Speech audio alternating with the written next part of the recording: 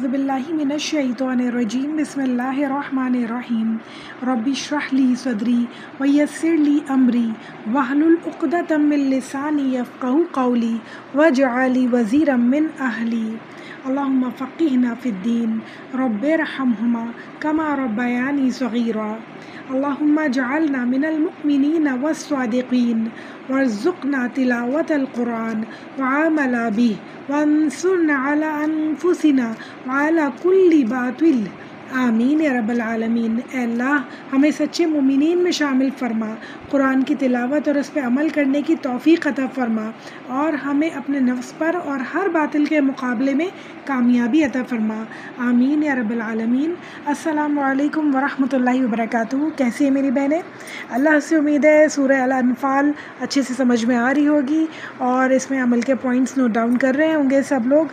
آج انشاءاللہ تعالی ہم آیت نمبر 26 سے شروع کرتے ہیں۔ پچھلی آیتوں میں ہم نے دیکھا کہ غزوہ بدر ہماری چل رہی ہے۔ اللہ تعالیٰ غزوہ بدر میں جو اللہ تعالیٰ نے مسلمانوں کے اوپر احسانات کیے انہیں گنوا رہے ہیں اور بتا رہے ہیں کہ دیکھو میں نے تم لوگوں کے لیے کتنے کتنے ایکسٹرا آرڈنری فیورز کیے جس کی وجہ سے تم غزوہ بدر جیتے۔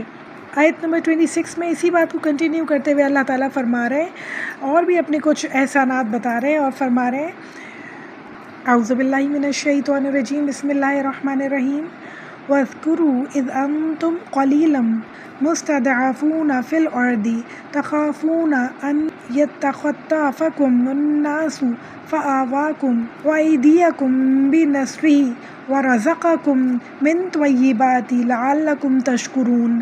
اللہ تعالیٰ فرما رہے ہیں اور اس حالت کو یاد کرو جب کہ تم زمین میں قلیل تھے، یعنی تمہاری تعداد بہت کم تھی، کمزور شمار کیے جاتے تھے، اس اندیشے میں رہتے تھے کہ تم لوگ کہیں نوچ کھسوٹ نہ لیے جاؤ، یعنی تم لوگوں کو مار نہ دیا جائے، برباد نہ کر دیا جائے۔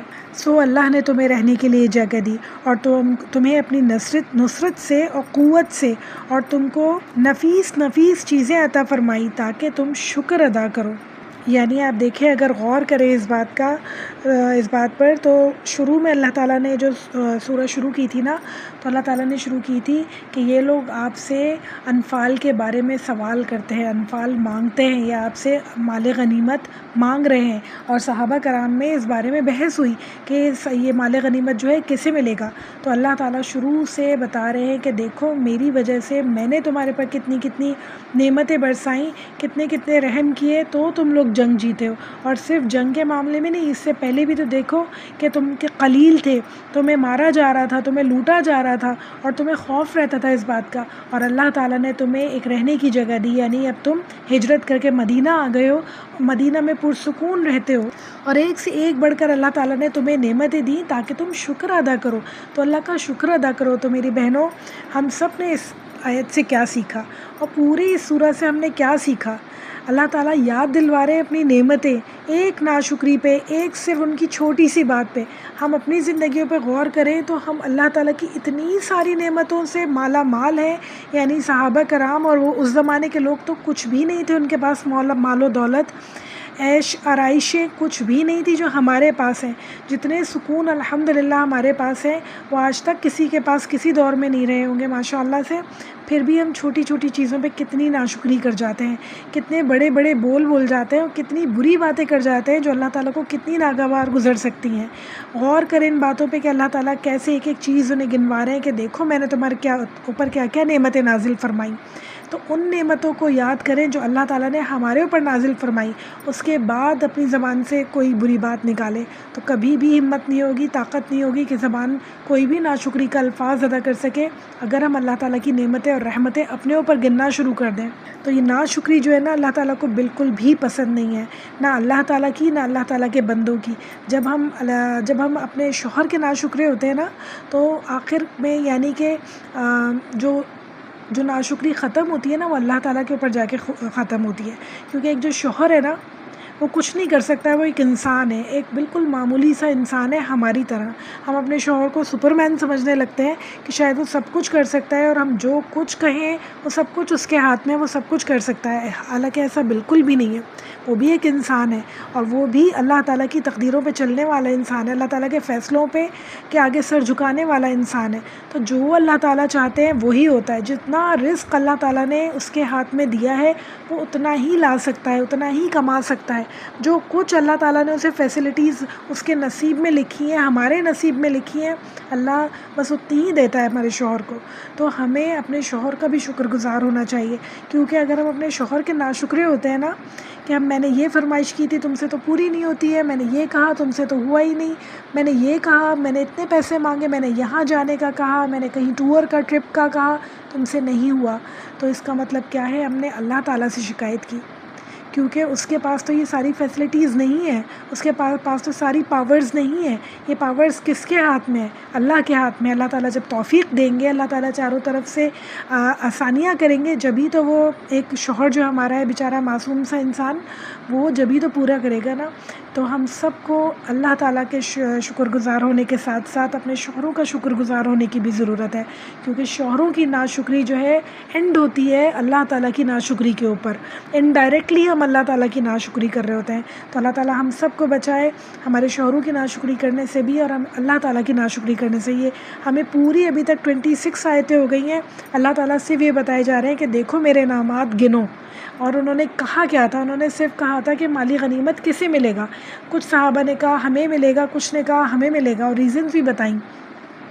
تو ہم تو کچھ کرتے بھی نہیں ہیں، ہماری تو اتنی ایفرٹس بھی نہیں ہیں، نہ ہم نے اپنے ہاتھ پاؤں کٹوائے جا کے جنگ میں، نہ ہم نے وہ محنتیں کی، دھوپ میں گھوڑوں پہ سفر کیا میلوں میلوں کا۔ ہم کس بات پہ اپنے لیے اتنا کچھ نعمتیں رحمتیں چاہتے ہیں؟ تو بہت زیادہ سوچنے کی ضرورت ہے، اور اللہ تعالیٰ کا بہت زیادہ شکر گزار ہونے کی ضرورت ہے یہ آیتیں پڑھنے کے بعد۔ آگے آیت اللہ تعالیٰ فرما رہے ہیں، آیت نمبر 27، اے ایمان والو تم اللہ اور اللہ کے رسول کے حقوق میں جانتے ہوئے خیانت مت کرو، اور اپنی قابل حفاظت چیزوں میں خیانت مت کرو، یعنی اللہ کے حقوق اور اللہ کے رسول کے حقوق، اللہ کی اطاعت میں، اللہ کے رسول کی اطاعت میں کوئی کمی نہ کرو۔ اور پھر اس کے بعد امانت کی پاسداری کرنے کا حکم دے رہے ہیں کہ امانت میں خیانت کبھی نہ کرو۔ ہمارے پیارے نبی صلی اللہ علیہ وسلم نے بھی امانت پہ جو امانت کی خیانت ہے اس کو بہت سختی سے منع کیا ہے۔ کسی بھی طرح کی امانت آپ کے پاس رکھوائی جائے، چاہے وہ بات ہو، چاہے وہ چیز ہو، چاہے وہ مال ہو، چاہے وہ کچھ بھی ہو، اس میں خیانت بہت سخت منع ہے۔ ہمارے پیارے نبی صلی اللہ علیہ وسلم نے فرمایا، اس کا ایمان نہیں جس کے اندر امانت کی پاسداری نہیں، اور اس کا دین نہیں جس کے اندر عہد کی پابندی کا احساس نہیں۔ اللہ اکبر۔ اللہ تعالیٰ ہم سب کو امانتوں کی حفاظت کرنے والا بنائے، اور اپنے عہد کی پابندی کرنے والا بنائے۔ جب عہد کیا ہے، بات کی ہے، تو اسے پورا کرنے والا بنائے انشاءاللہ تعالیٰ۔ آیت نمبر 28 اللہ تعالیٰ فرما رہے ہیں، اور تم اس بات کو جان رکھو کہ تمہارے اموال اور تمہاری اولاد ایک امتحان کی چیز ہے، اور اس بات کو بھی جان رکھو کہ اللہ تعالیٰ کے پاس بہت بھاری اجر ہے۔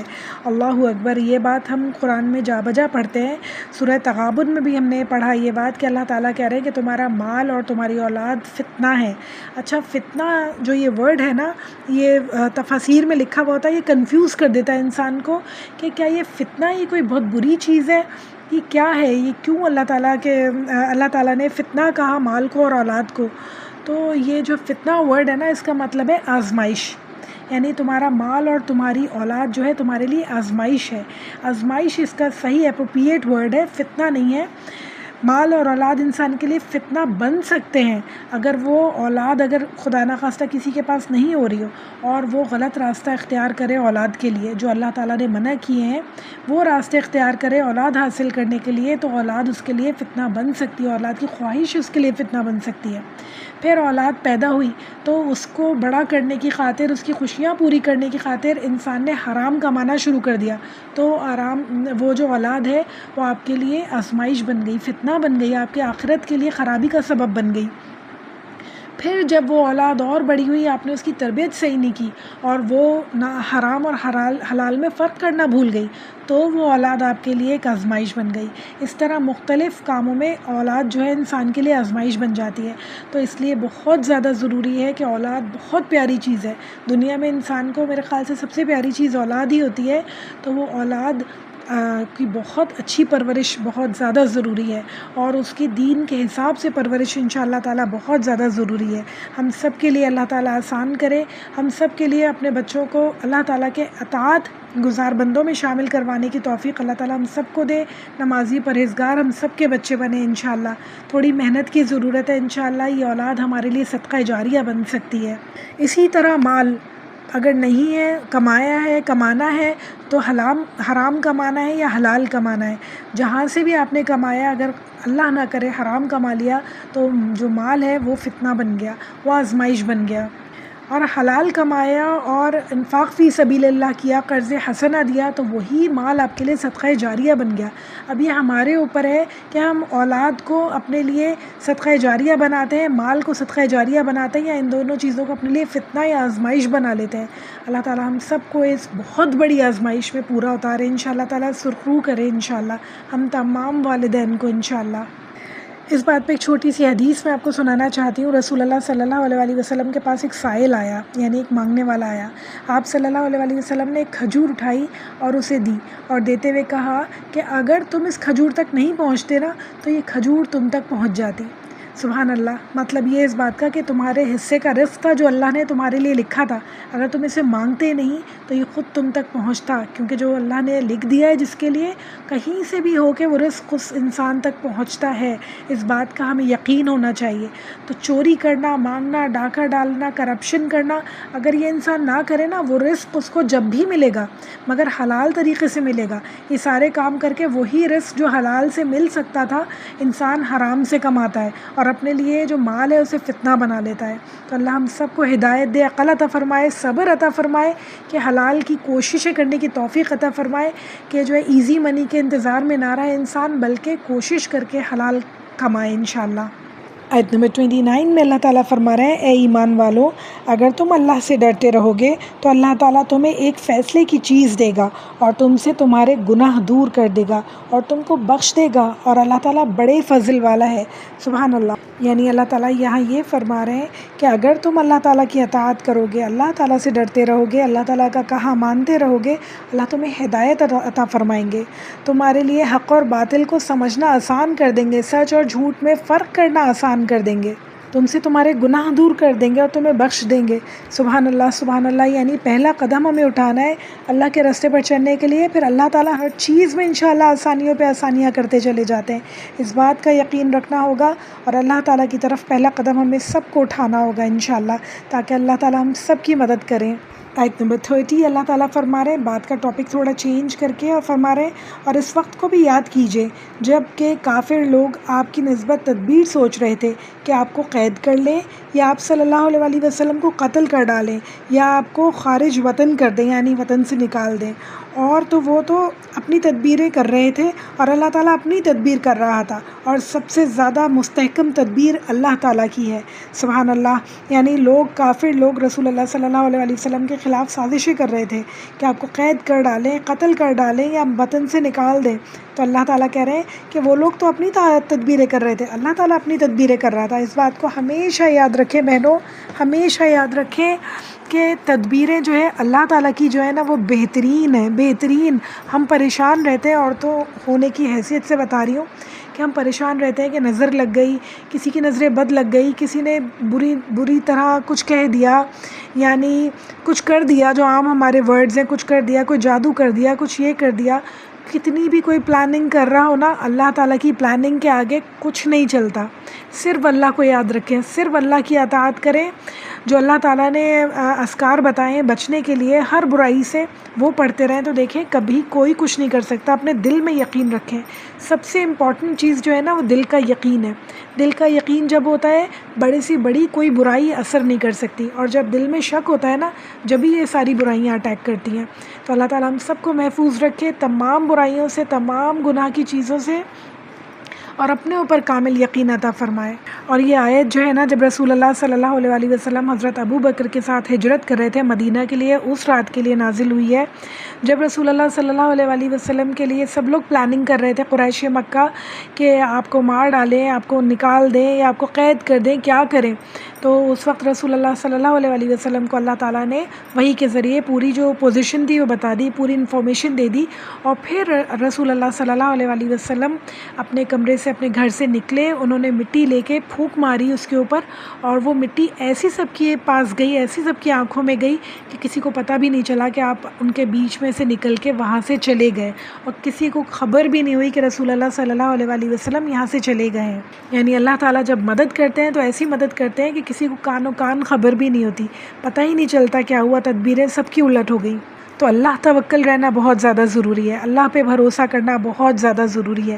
ہم انسانوں پہ بھروسہ کرتے ہیں اور ہمیشہ ٹھوکر کھاتے ہیں، ہمیشہ منہ کی کھاتے ہیں۔ تو انسانوں کے بجائے اللہ پہ توکل کریں، دعائیں اللہ سے کریں، گڑ گڑائیں اللہ کے آگے، دیکھیں ہمیشہ جیت حق کی ہوگی انشاءاللہ۔ آیت نمبر 31 میں اللہ تعالیٰ کچھ کافروں کی باتوں کو پوائنٹ کر رہے ہیں اور کہہ رہے ہیں، اور جب ان کے سامنے ہماری آیتیں پڑھی جاتی ہیں تو وہ کہتے ہیں کہ ہم نے سن لیا، اگر ہم چاہیں تو ان کے برابر ہم بھی کہہ سکتے ہیں، یہ تو کچھ بھی نہیں، صرف بے سند باتیں ہیں جو پہلوں سے منقول چلی آ رہی ہیں، یعنی پہلے پرانے لوگوں نے جو باتیں کی وہی باتیں ہیں جو چلی آ رہی ہیں، یہ کوئی خاص بات نہیں ہے۔ نعوذ باللہ قرآن کے بارے میں وہ ایسی باتیں کرتے ہیں۔ اور پھر ان کی آپ عقل دیکھیں، اپنے لیے خود ہی بد دعائیں کرتے تھے۔ آیت نمبر 32 میں اللہ تعالیٰ فرما رہے ہیں، اور جب ان لوگوں نے اللہ سے کہا اگر یہ قرآن آپ کی طرف سے ہے تو واقعی ہم پر آسمان سے پتھر برسائیے یا ہم پر کوئی دردناک عذاب واقع کر دیجیے، اللہ اکبر۔ تو اللہ تعالیٰ اس بات کا جواب دے رہے ہیں آیت نمبر 33 میں، اور فرما رہے ہیں اللہ تعالیٰ ایسا ہرگز نہ کرے گا کیونکہ ان لوگوں میں آپ موجود ہیں کہ آپ کے ہوتے ہوئے ان لوگوں کو عذاب دے، اور اللہ تعالیٰ ان کو عذاب نہ دے گا اس حالت میں کہ وہ استغفار بھی کرتے ہوں۔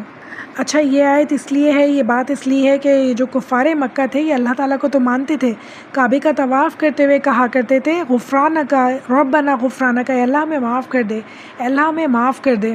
تو اللہ تعالیٰ کہہ رہے ہیں کہ جب یہ لوگ مسلمان ہو جائیں گے، جب بھی معافی مانگیں گے، یہ ابھی بھی معافی مانگتے ہیں، تو اللہ تعالیٰ صبر کرنے والے ہیں۔ اللہ تعالیٰ کہہ رہے ہیں میں ابھی عذاب نہیں دوں گا، رسول اللہ صلی اللہ علیہ وسلم آپ کے بیچ میں موجود ہیں، اور اللہ تعالیٰ کو پتہ تھا کہ یہ سب لوگ مسلمان ہو جائیں گے اور پھر اس کے بعد یہ سب لوگ توبہ کریں گے، استغفار کریں گے اللہ تعالیٰ سے، تو اللہ تعالیٰ کہہ رہے ہیں اتنی جلدی میں عذاب نہیں دوں گا۔ آیت نمبر 34 میں اللہ تعالیٰ فرما رہے ہیں، اور ان لوگوں میں کیا بات ہے کہ اللہ تعالیٰ ان کو عذاب نہ دے حالانکہ وہ لوگ مسجد الحرام سے روکتے ہیں۔ یعنی اللہ تعالیٰ اب اس میں جو ہے بات کو تنزیہ انداز میں کہہ رہے ہیں کہ ایسی کیا بات ہے ان لوگوں کے ان کے اوپر عذاب نہ آئے، یہ تو عذاب بنتا ہے ان کے اوپر۔ پھر آگے وجہ بتا رہے ہیں کہ وہ لوگ مسجد حرام سے روکتے ہیں جبکہ وہ لوگ اس مسجد کے متولی نہیں ہیں، یعنی کہ انہوں نے اس مسجد کا ٹھیکہ نہیں اٹھایا ہوا ہے، کوئی اس مسجد کو اون نہیں کرتے ہیں یہ لوگ کہ یہ لوگ کسی کو داخل نہیں ہونے دیتے ہیں۔ اس کے متولی تو صرف متقی لوگ ہیں، لیکن ان میں اکثر لوگ علم نہیں رکھتے۔ یعنی اللہ تعالیٰ کہہ رہے ہیں کہ بنتا تو ہے ان کے اوپر عذاب دیا جائے، اور ان کے لیے جو عذاب اللہ تعالیٰ نے تیار کیا تھا وہ عذاب کیا تھا؟ وہ فتح مکہ تھا۔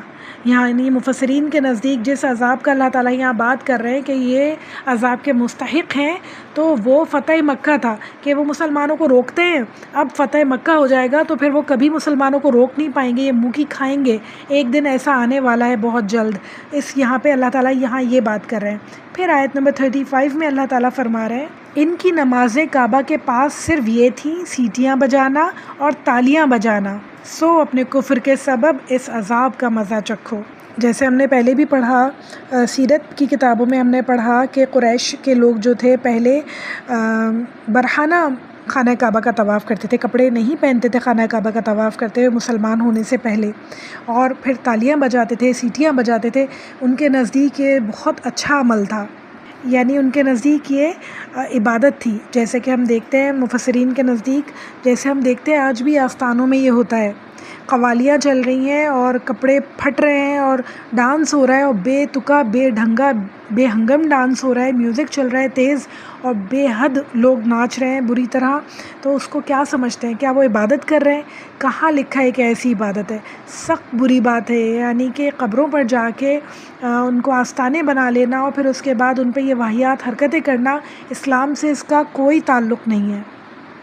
36 آیت اللہ تعالیٰ فرما رہے ہیں بلا شبہ یہ کافر لوگ اپنے مالوں کو اس لیے خرچ کر رہے ہیں کہ اللہ تعالیٰ کی راہ سے روکیں، سو یہ لوگ تو اپنے مالوں کو خرچ کرتے ہی رہیں گے، پھر وہ مال ان کے حق میں باعث حسرت بن جائیں گے، پھر مغلوب ہو جائیں گے اور کافر لوگوں کو دوزخ کی طرف جمع کیا جائے گا۔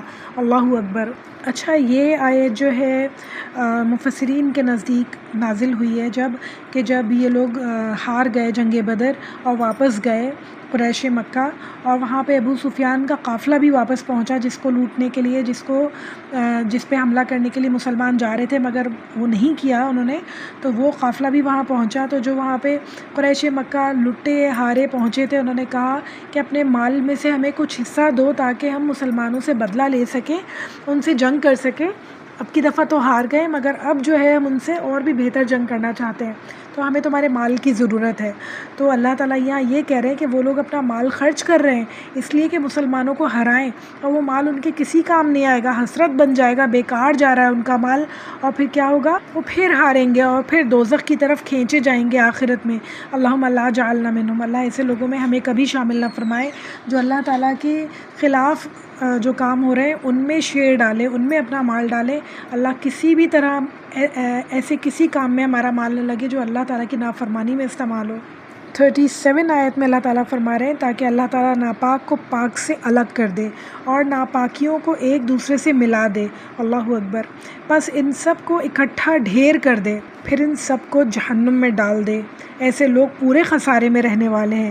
اللہم لا جعلنا منہم، اللہ ایسے لوگوں میں ہمیں کبھی شامل نہ فرمائے۔ اللہ تعالیٰ ہمارے ذہنوں کو، ہماری نیتوں کو، ہمارے عملوں کو ہمیشہ اتنا پاک رکھے کہ اللہ تعالیٰ جب پاک کو ناپاک سے الگ کرے تو ہم سیدھے پاک لوگوں میں انشاءاللہ تعالیٰ شامل ہوں، انشاءاللہ۔ پھر اللہ تعالیٰ رسول اللہ صلی اللہ علیہ وسلم سے مخاطب ہو کے آیت نمبر 38 میں کہہ رہے ہیں آپ ان کافروں سے کہہ دیجئے کہ اگر یہ لوگ باز آ جائیں تو ان کے سارے گناہ جو پہلے وہ کر چکے ہیں معاف کر دیے جائیں گے۔ اللہ اکبر۔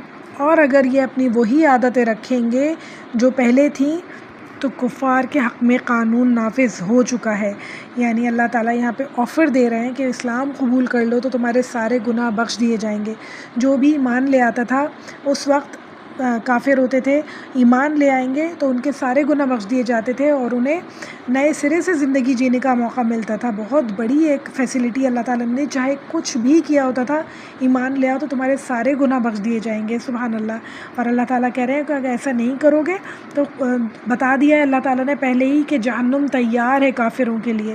اللہ تعالیٰ ہم سب کو محفوظ رکھے اس جہنم سے۔ اللہ تعالیٰ نے آج ہمارے لیے بھی اور ہمیشہ ہمارے لیے بھی سب کے لیے توبہ کے دروازے کھلے رکھے ہیں۔ چاہے سمندر کے جھاگ کے برابر بھی گناہ ہے نا تو لے آؤ اور معافی مانگو تو اللہ تعالیٰ اس پہ معاف کرنے پہ قادر ہے۔ اللہ تعالیٰ سے توبہ کرو دل کی گہرائی سے اور گناہ چھوڑنے کا وعدہ کرو تو اللہ تعالیٰ تمام گناہ معاف کرنے پہ قادر ہے۔ تو یہ آفر مگر محدود مدت تک ہے، جب تک انسان کی سانس جاری ہے، جب تک یہ آفر اللہ تعالیٰ کی ہے، تو اس سے پہلے کہ سانس رکے ہمیں اللہ تعالیٰ سے توبہ کر لینی ہوگی انشاءاللہ، معافی مانگ لینی ہوگی انشاءاللہ تعالیٰ، اور بہترین مومن لوگوں میں شامل ہو جانا ہوگا انشاءاللہ۔ آیت نمبر 39 اللہ تعالیٰ کہہ رہے ہیں اور تم ان لوگوں سے اس حد تک لڑو کہ ان میں فساد عقیدہ نہ رہے اور دین اللہ ہی کا ہو جائے، پھر اگر یہ باز آ جائیں تو اللہ تعالیٰ ان اعمال کو خوب دیکھ رہا ہے۔ یعنی فسادی لوگوں کو ختم کر دو، جن کے اندر فساد موجود ہے اور وہ ٹھیک نہیں ہونے والے انہیں ختم کر دیا جائے، اور جو معافی مانگنے والے ہیں، توبہ کرنے والے ہیں، وہ بس مسلمان مومن رہ جائیں اور اللہ تعالیٰ کا دین مکمل طور پہ نافذ ہو جائے۔ آیت نمبر 40 اللہ تعالیٰ فرما رہے ہیں اور اگر روگردانی کریں یعنی کہ مانے نہیں اگر، تو یقین رکھیں کہ اللہ تعالیٰ تمہارا کارساز ہے، یعنی اللہ تعالیٰ مسلمانوں کا مددگار ہے۔ اور بہت اچھا کارساز ہے اور بہت اچھا مددگار ہے۔ بے شک اللہ تعالیٰ کے علاوہ تو کوئی بھی مددگار نہیں ہے، ایک تنکے کے برابر کسی کی حیثیت نہیں ہے اللہ تعالیٰ کے علاوہ۔ اللہ تعالیٰ جو چاہتے ہیں وہ ہوتا ہے، جو چاہتے ہیں وہ کر سکتے ہیں۔ تو اللہ تعالیٰ سے ہی دعا مانگنی چاہیے، اللہ تعالیٰ کو ہی اپنا کارساز و وکیل بنانا چاہیے، اور پوری امید اللہ تعالیٰ سے ہی رکھنی چاہیے۔ اللہ تعالیٰ ہر کام کرنے پہ قادر ہے۔ اس کی مثالیں اللہ تعالیٰ ہمیں پورے بدر کے معاملات میں سنا چکے ہیں کہ دیکھو میں نے کیا کیا کیا، کن کن لوگوں کو فوج بنا کے بھیجا، مددگار بنا کے بھیجا مسلمانوں کے لیے۔ تو یہ ہمیشہ ہمیشہ اللہ تعالیٰ کے مددگار آتے ہیں اور انسان کی مدد کر کے جاتے ہیں، اور انسان احساس بھی نہیں کرتا اس بات کا، شکریہ بھی نہیں کرتا اللہ تعالیٰ سے۔ تو ضرور دیکھنی ہے کہ جب بھی ہم پریشانیوں سے نکلیں تو اللہ تعالیٰ کا شکر ادا کریں کہ اللہ تعالیٰ آپ نے کس طرح ہماری غیب سے مدد کی، بہت بہت شکریہ آپ کا۔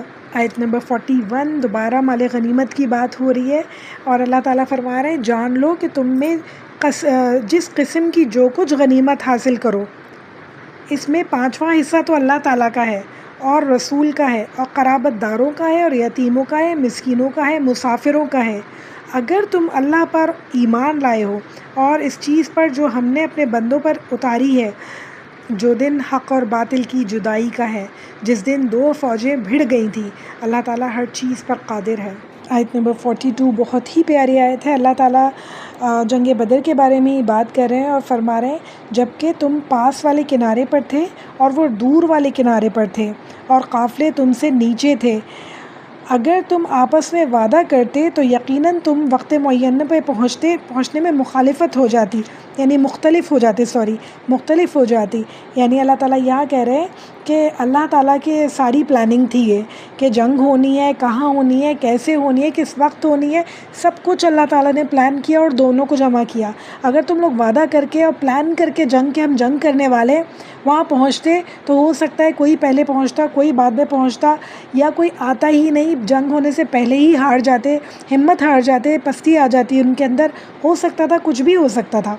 تو اللہ تعالیٰ نے پلان کیا اور اللہ تعالیٰ کی زبردست پلاننگ رہی۔ آگے فرما رہے ہیں اللہ تعالیٰ لیکن اللہ کو تو ایک کام کر ہی ڈالنا تھا جو مقرر ہو چکا تھا، تاکہ وہ ہلاک ہو دلیل پر، یعنی وہ مرتے ہوئے انہیں پتہ ہو کہ کیا سچ ہے کیا غلط ہے، ہلاک ہو، اور جو زندہ رہے وہ بھی دلیل پر، جو بچ گیا اسے بھی پتہ چلے کہ حق کیا ہے اور سچ کیا ہے۔